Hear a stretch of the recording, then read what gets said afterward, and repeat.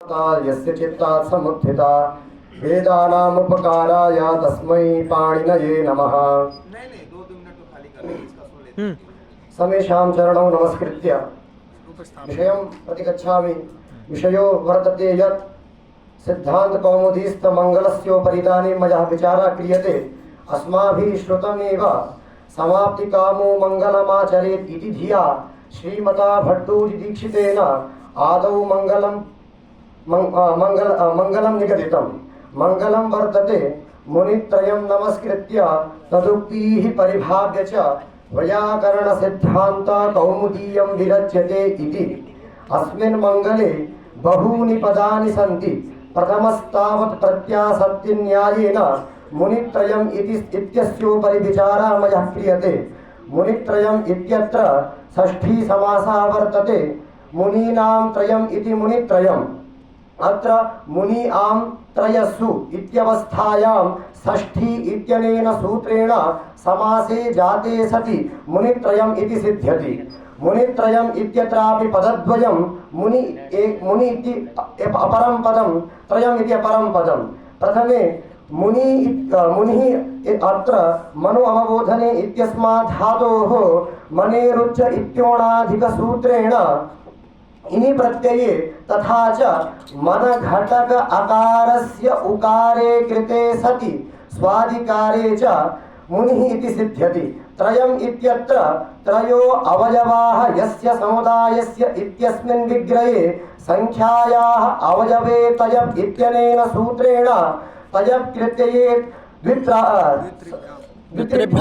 तयस्यायज्वा इत्यनेन शास्त्रेण तयप् इत्यस्य अयजादेशे भत्वादिकारे स्वादिकारे च कृते त्रयम् इति सिद्ध्यति। त्रयम् इत्यत्र एकः प्रकृत्यर्थः एकश्च प्रत्ययार्थः। प्रकृत्यर्थो वर्तते त्रित्वसंख्या विशिष्ट अवयव इति। प्रत्ययार्थः वर्तते समुदायः। अतः कश्चन नियमः वर्तते प्रकृति प्रत्ययोः सहार्थं रूतस्थयोः प्रत्ययार्थस्यैव प्राधान्यम्। अत्र प्रत्ययार्थस्य समुदायस्यैव प्रधानता विद्यते। तर्हि बोधा त्रयम् इत्यस्मात् बोधा जायते त्रित्वसंख्या विशिष्ट अवयव घटित समुदायः। पुनश्च मुनि इत्यस्य स्वघटितत्व संबंधेन त्रयम् इत्य समुदाये अन्वयः। ततः बोधा भवति मुनि घटित त्रित्व संख्या विशिष्ट अवयव घटित समुदायः इति।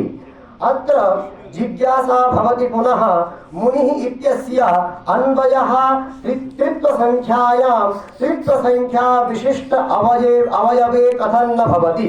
यतोहि यदि त्रित्व संख्या विशिष्ट अवयवे च अन्वयः क्रियते चेत् तर्हि पदार्थेनान्वेति न तु पदार्थैकदेशे सविशेषणानां भक्तिर्न अपरञ्च साकांक्षमसमर्थवद् भवति इति न्यायविरोधः। प्रथमस्तावत् पदार्थेनान्वेति न तु पदार्थैकदेशे इति विचार्यते। तत्र पदं नाम पदजन्य प्रतीति विशेष्यत्वं पदार्थः पदजन्य प्रतीति विशेषणत्वं पदार्थैकदेशत्वं। यथा घट इत्यत्र घटत्व पदं घटं तदजन्य प्रतीतिः घटत्व प्रकारिका घट विशेषका प्रतीतिः। अतः घटत्वं पदार्थैकदेशत्वं घटः इति पदार्थः।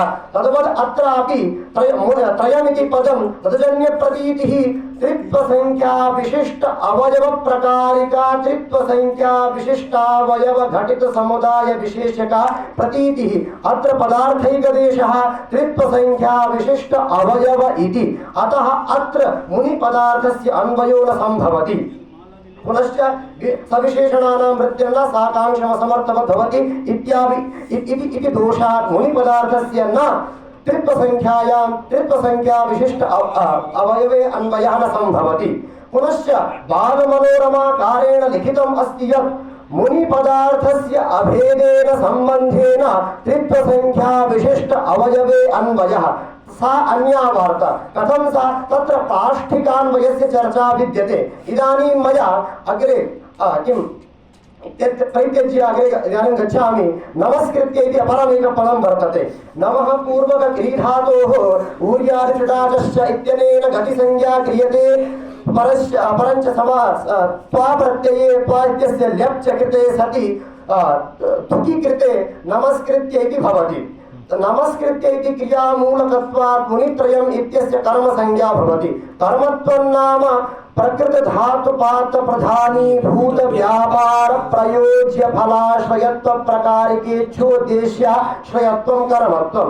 यथा हरिं भजति इत्यत्र प्रकृत धातुः भज धातुः प्रकृत धातुपात प्रधानीभूतः व्यापारः प्रीत्यनुकूल व्यापारः अदफलं प्रीतिः तदाश्रित प्रकारिकेच्छा प्रीत्याश्रयो हरि भवतु। अतः हरि इत्यस्य कर्म संज्ञा भवति।